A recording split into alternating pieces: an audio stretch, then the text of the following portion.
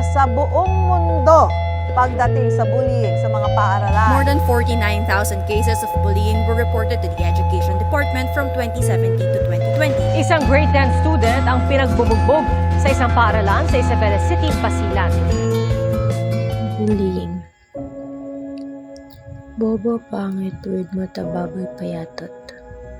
Bullying. Why is bullying so normalized?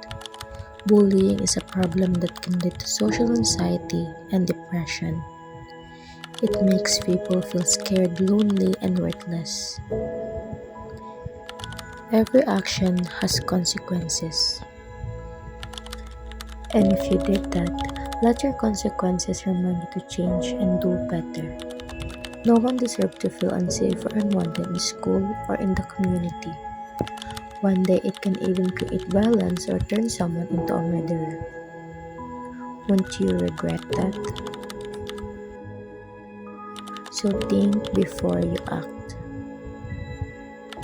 And let your action reason to someone live with hope, not with pain. Every word and action matters. Use yours to heal, not to harm. Be part of the solution, not the problem. End bullying and choose kindness.